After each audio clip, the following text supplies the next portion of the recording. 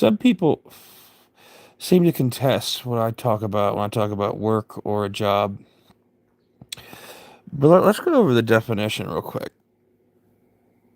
No, this might seem a little pedantic, but honestly, when it comes to how I define the things that I say, I think that's why a lot of people don't understand what I'm saying when I'm saying what I'm saying. Because when I say things, there are a lot of common vernacular definitions that I'm ignoring. I'm often going by standard American English, not by, sometimes I might use African American Vernacular English, AAVE. Sometimes I may use other forms of common vernacular English, common vernacular Maryland English, common vernacular Southern English. But, oftentimes when I'm talking, I am using standard American vernacular English, which is, or simply standard American English. Um, Sometimes standard British English in the mix as well. But yeah, of course, I might also use, one or more element of common vernacular British English as well. But typically, I'm primarily focused on standard American English, maybe with occasionally utilizing throwing in standard British English into the mix. Now, one of the things I've noticed is that I think the vast majority of people in my life, since they are not, heavily engaged in academia, and I've been heavily engaged in academia since I was very young. Like, I mean, I'm talking like since I was like 3 or 4, I've been watching documentaries. So when I talk to people, they often don't understand what I'm saying for this reason. Um, I had someone else was using. There was someone earlier was using a term incorrectly, and I didn't understand what he was, or I shouldn't say incorrectly, but out of the common vernacular of the workplace I'm used to being at, and I didn't understand what he was saying. In that case. But I think one of the reasons a lot of people don't understand me is because I'm using standard American English as opposed to common vernaculars, although I mix them all the time. But oh yeah, oftentimes in a lot of the language I utilize, I often, you know, if it's something I say a lot, there's a good chance, if it's not like a common vernacular phrase, there's a very good chance it is rooted in standard American English, which yeah, is typically now more refined to, and I think for a long time it has been, maybe forever, to, academic settings or to those in, people in standing that that might be utilizing formal or semi-formal language. With that kind of with that foundation to what I'm about to say, there's been more than one person who has contested my use of the term work and or job, and I kind of want to elaborate on this a little bit because I think it's very important. So, you know, obviously, if I say employment, I'm talking about the place that I'm getting paid hourly. 'Cause I'm typically doing employment work. That's usually where I get most of my money. The contract work, that's another form of work. That's where I get a little bit of my money. And of course, like the stock market, things like that. And so, although I don't usually cash out the stock market, I usually keep that. But in any case, I usually let that grow. In any case, that's not the only context. Employed work and contract work and it's not the only kind of work or job I'm talking about.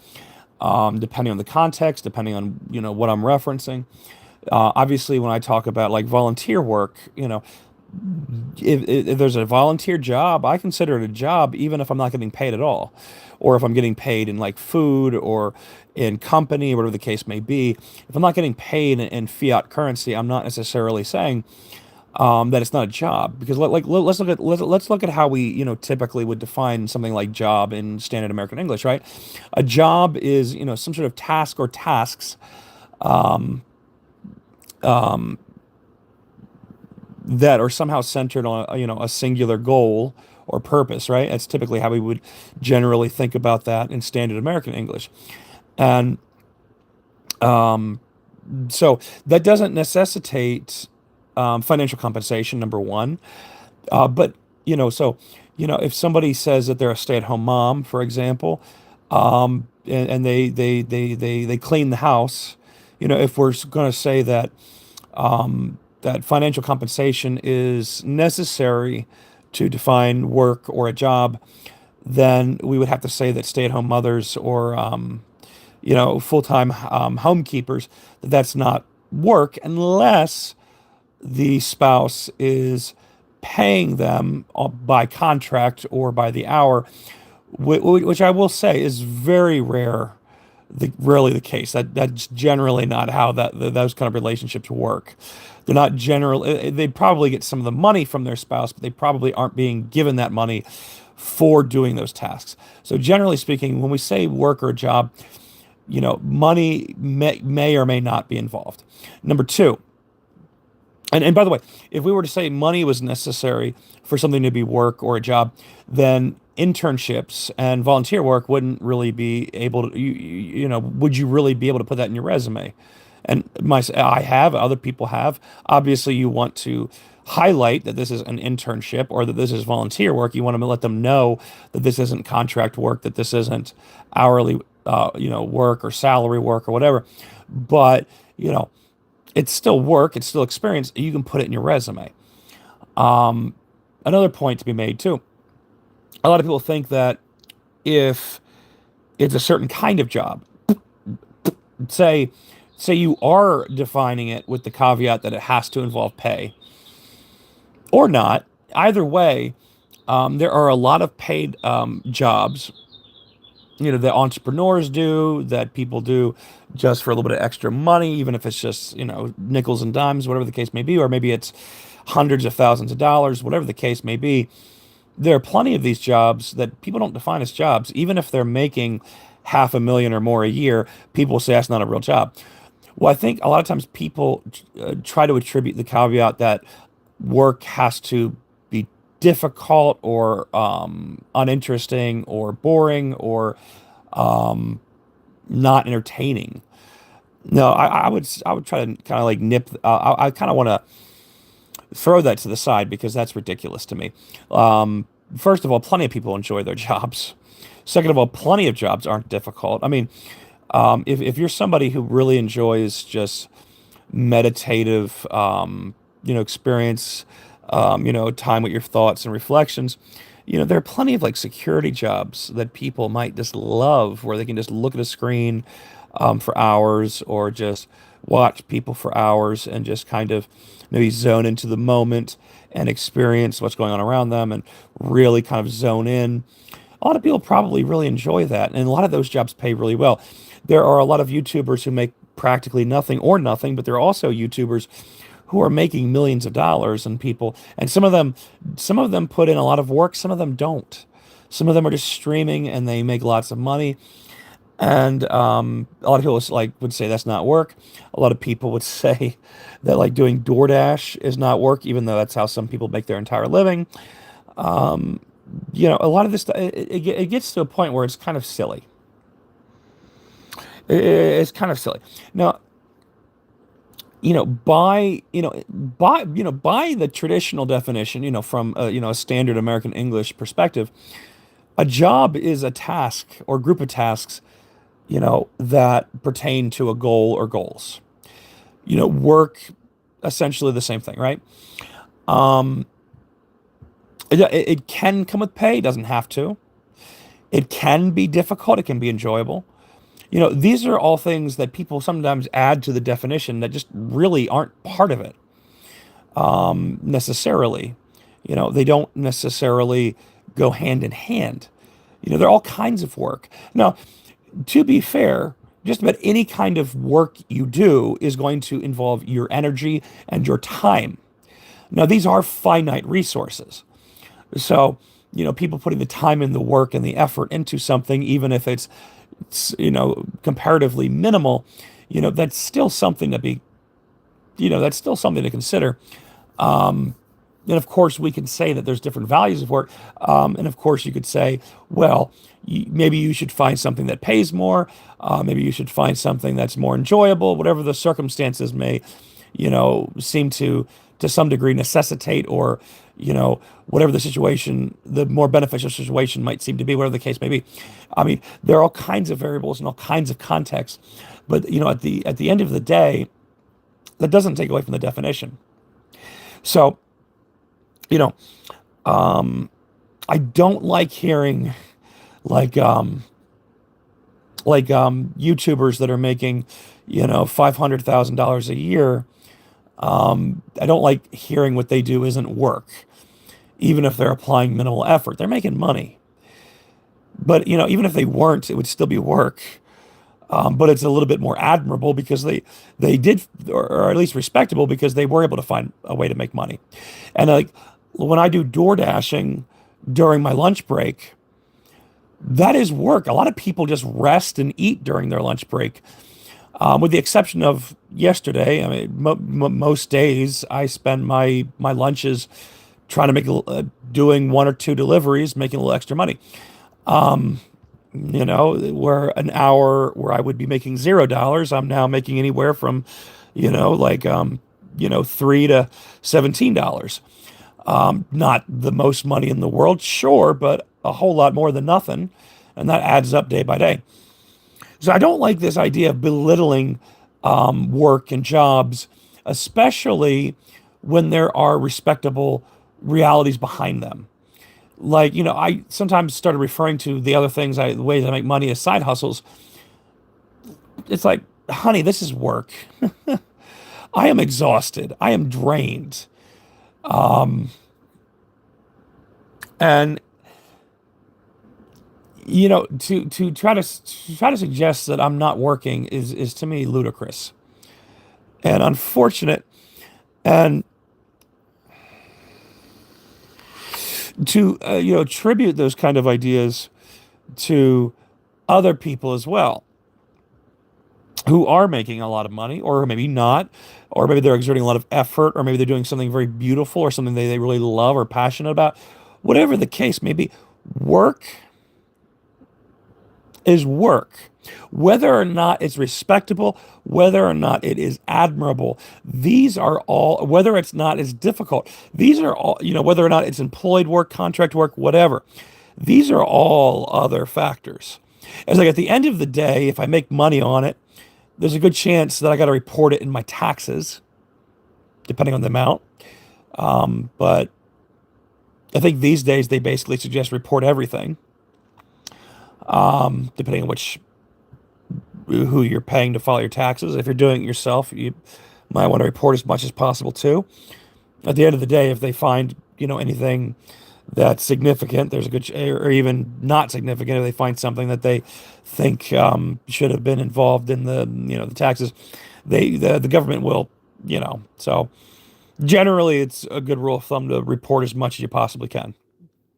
You remember that you have records for, and if they find anything else, if you owe back taxes or whatever the case may be, and you just pay it. I don't think I've ever had to do that. I'm pretty straightforward in my taxes. Um, Fortunately, they mail the whatchamacallits, and I have the tax paperwork usually. So it's like it's usually pretty straightforward. I'm usually able to report everything. I don't know if I've ever really had any significant. I don't. Well, there's never been anything significant I didn't report. But in any case, if I didn't report anything, it was an accident. But I don't think.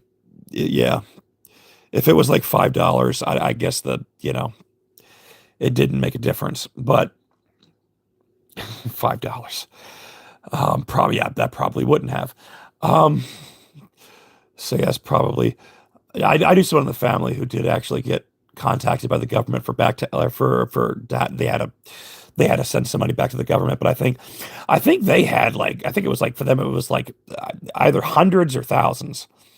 If you're talking about like $5, $10, that's probably, yeah, that probably, even if you owed them like 10 cents back, they're probably not going to contact you for that unless the person looking at it really is out for blood for some reason.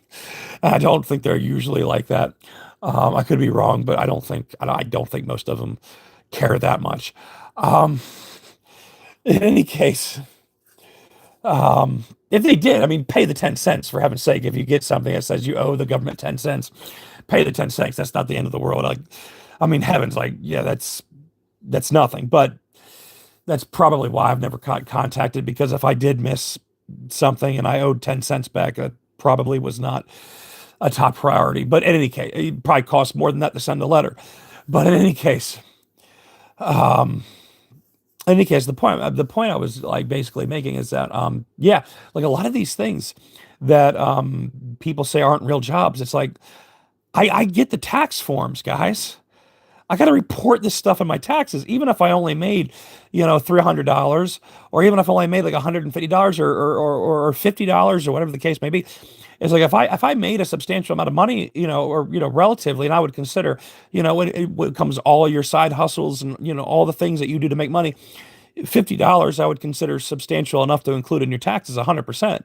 So it's like I get the tax forms, I report it, like it affects my overall, whether or not I get a tax refund, first of all.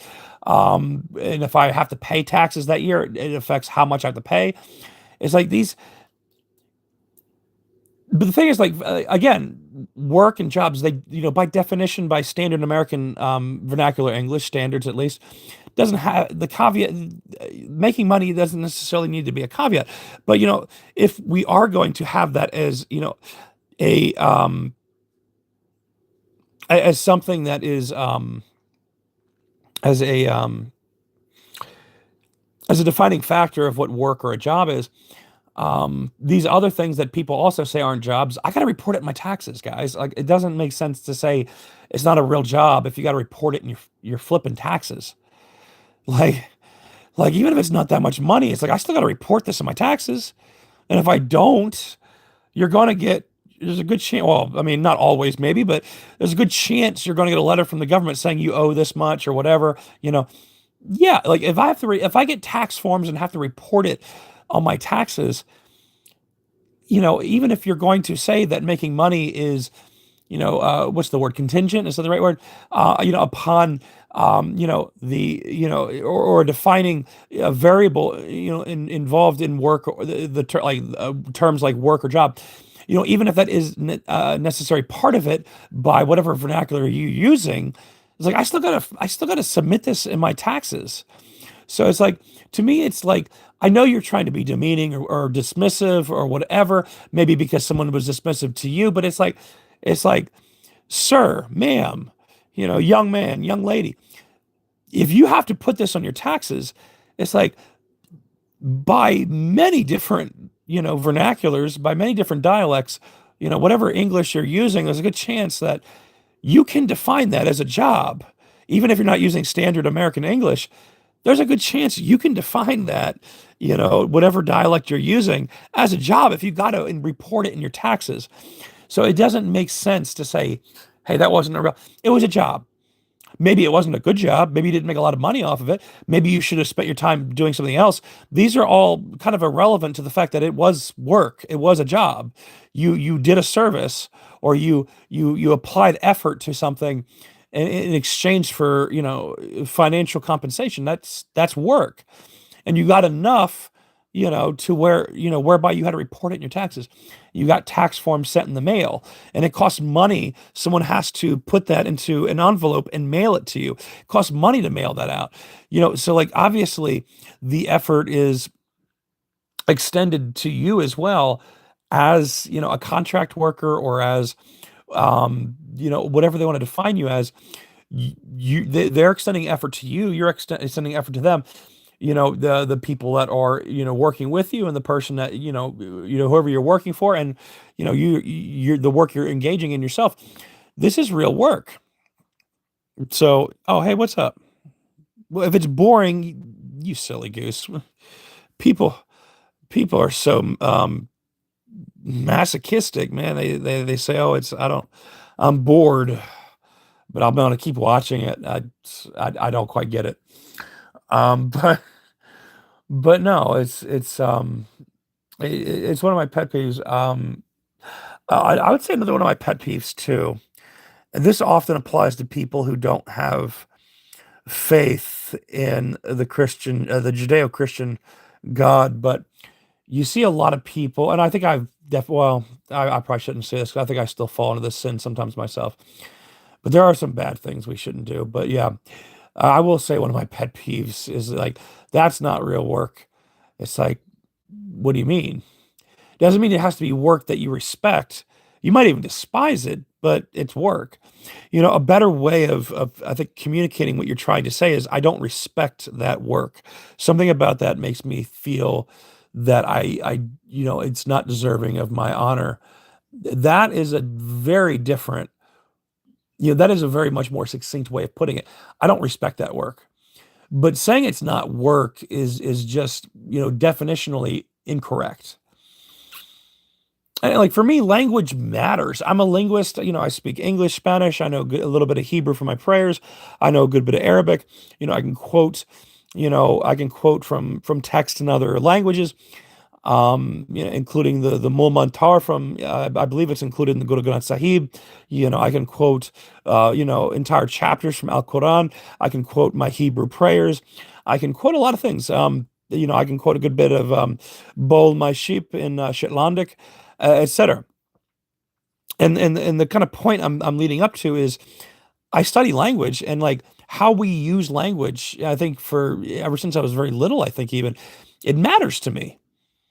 If your son or daughter, really young, looks, I was watching a video earlier. If they look at an ambulance and they say fire truck, many good parents, or I should say, respectable parents, will often correct it at some point. Like, no, that's not an ambulance. Or sorry, that's not a fire truck. That's an ambulance. If they say fire truck instead of ambulance. So it's like, if language matters to our children, I think language should matter to us. I think one of the issues I think I come across. Well, I don't know though, because one of the people who I noticed use, seemingly not, I don't know, because like she was educated, I was thinking, but at the same time, she spent a lot of her adult life around people who were either uneducated, relatively speaking, at least, or less than, yeah, well, yeah, like I don't want to say unintelligent, but yeah, like not at the same par, right? That she was, because she had studied Latin. She went to a private school.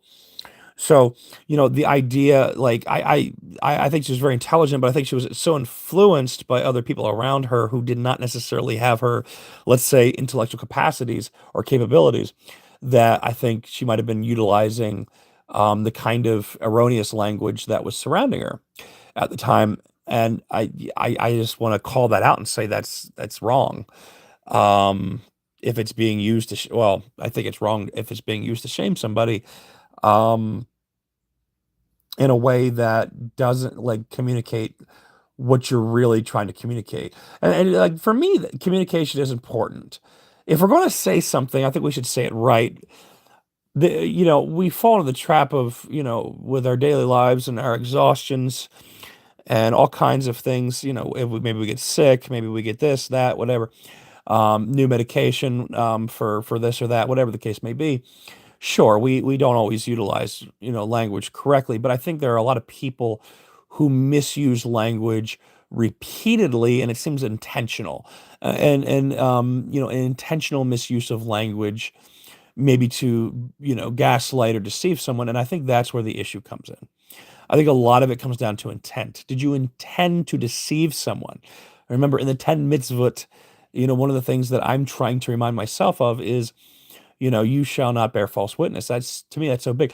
It doesn't directly say you shall not lie in a more like literalistic, sense that we often, because a lot of people, that's how a lot of people interpret it. But I don't think it just means don't lie, because you can deceive somebody without lying to them. And that's something I've definitely been working on, because I think it's something that I think it's very important for me to work on, because I haven't lied since 2014. Have I deceived people since then? Absolutely. And I want to make sure, even in myself, that I, try to stay away from deception. Although I will admit that there have been times when I've, fallen in that trap. Um, and I think another thing that's important too is like if you're asked, for example, if you're asked to snitch on somebody and you don't think what they did was, morally abhorrent or anything, and you don't want to get them in trouble, but the other person's asking you to snitch on them, you don't necessarily have to say anything deceitful. You can simply say, like if your religion forbids you in this circumstance, or you believe it forbids you in the circumstance to hurt this other person, you can communicate that. It's like, yeah, like it would like you can simply communicate it would be against my religious beliefs to do more if that indeed is true. And if that indeed is the case in that context, a lot of employers, if you're in an employment environment, there's not much they can do oftentimes, because a lot of times policies protect religious freedoms, and that would include oh, thank you. And yeah, that would include, if you have certain moral um leanings, and you don't believe it would be moral for you to throw your friend under the bus, or your even even stranger. It could be a stranger that you work with and you don't think that they did anything important. No, like, of course, if it was like something serious like theft or something, that's different. But like if you're talking about something like that you would consider minor, or maybe not even morally incorrect, you don't have to. That's the thing too. Like, we have freedom of speech. Like, true, an employer can fire you for any reason, but if you make yourself a valuable enough employee, in any job circumstance, they're not going to want to fire you. They would rather, oftentimes put up with the occasional resistance from you as an employee. If you're a good one in some respect, they would often rather put up with some resistance at times than do away with you. Of course, if you've been there long enough, once you get past that certain amount of days, you got that unemployment almost certain coming to you if they fire you instead of you putting in your 2 weeks or quitting on the spot. So yeah, the likelihood of that actually occurring is usually pretty low to begin with. So you usually are, first of all, you often have policies protecting you, but you also often have, depending on how long you've worked there, you generally also have, the potential threat of unemployment if they do fire you, also protecting you, as a potential deterrent from them, abusing you, because they think they can get away with it, because at that point they don't think they can get away with it anymore. Also, some people, and one of the things too is, like, some people do actually have moral, guiding principles. Now, that might not be the majority of people, but that is something that you can use the benefit of the doubt, hopefully, to at least suspect that some of these people actually have, some level of moral guidance, whether it's minimal or rather substantial, when it comes to things like that. By the way, so like it's not always a necessary, you know, it's not always necessary. A lot of people think that if they never tell a lie or they never deceive, then they would be prone to snitching, and that's just not true. Sometimes we can just keep our mouths shut, and if we have reason to keep our mouths shut, like religious beliefs, or certain guiding ethical principles, maybe if you're an atheist or identify as an atheist, you know there's a certain level to which people can push you. And at the end of the day, a lot of people might feel afraid to get fired. At the end of the day, that's the worst they can do to you. And it's like, if that's the worst they can do to you, you can kind of call them on their bluff, because if they really wanted to fire you, they already would have. Number one, you most of the time, I would think, or they'd be looking for a reason to fire you, and they might do it regardless. So like, that's really shouldn't be like, I don't think, be a major factor, even if you haven't worked there for 30 or more days, or 60 more days, or whatever the threshold is in your state, um, for unemployment. Like the threat of getting laid off really shouldn't be something, because they can do that whenever they want, but usually, they don't usually want to do that. They got to train new people. They got to, there's new training. There's the potentiality of unemployment if you've been working there for a while. If you're a good worker, they might not want to lose your value as a worker, etc. There's just so much that goes into that. A lot of younger people, I think, have these fears of, like, well, what if they fire me? What if they do this? What if they do that? Um, it's like, well, so what? What if they do? You might get a job that pays better. I mean, that's kind of thing people forget too. Is like, what if something bad happens? Well, sometimes the best things that come out of life often come out of something bad happening first, right? Um,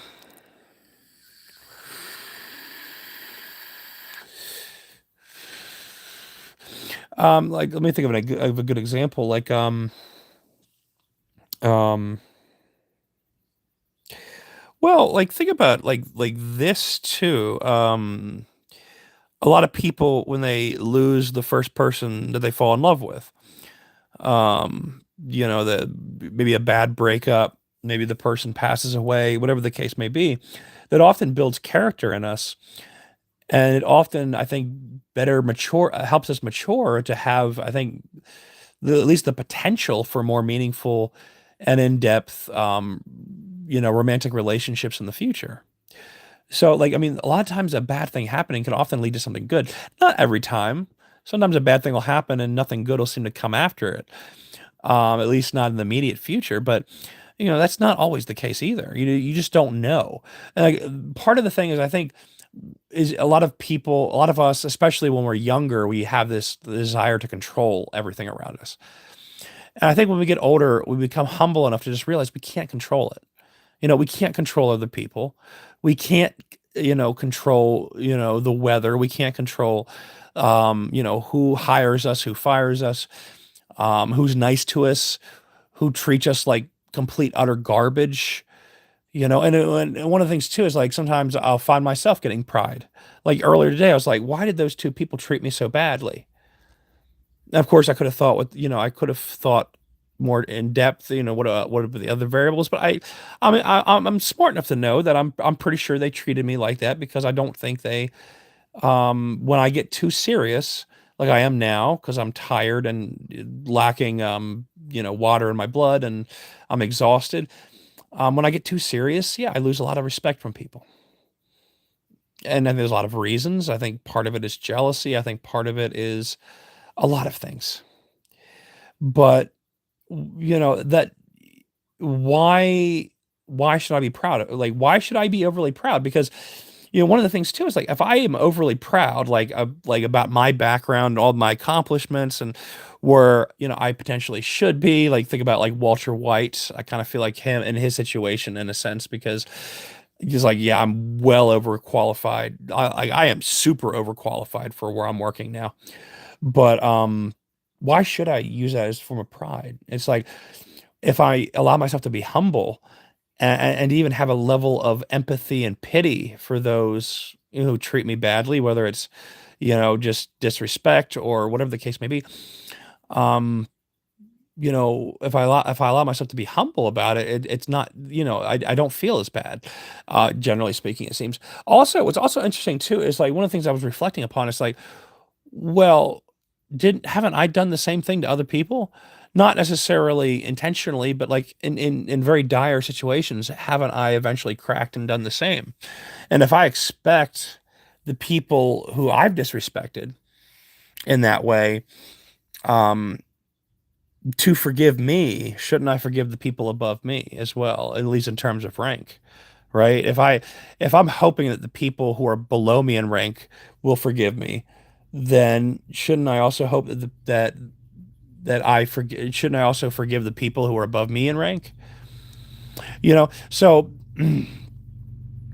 it's like, if I'm hoping for something from somebody else, shouldn't I make an effort to give that to another person in a similar situation? Yeah, it just makes sense, right?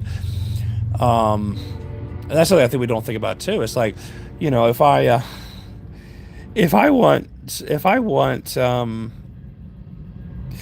like, let's say somebody goes and punches somebody, and they want that person to forgive them. Well, shouldn't they forgive the person who punched them in the face too? Or, if they're proud, they're overly proud about it, and they get angry at the person who punched them in the face. Well, aren't you then a hypocrite because you punched somebody else in the face, even if it wasn't as hard, even if you think it was for more justified reasons? Not that these things are irrelevant completely, but at the same, even if you had more patience before you got to that point, at the end of the day, you still did it. you know so it's like, you might think that you're more mature in many respects, but that doesn't stop the fact that you still fell for the same crime or the same injustice eventually. So, that's an important thing. I think one of the important things about forgiving and pitying and having empathy for like those who hurt us is because I think we often are blinded by the reality that we've often done those same things to other people. Maybe not to the same extent. Maybe we've held out for much longer with much more patience. Maybe we did it under much more, benign circumstances. But it doesn't, remove the fact that we might have done it to other people as well. And that is incredibly, incredibly, incredibly important to consider. Anyway, guys, you guys have a happy Thanksgiving.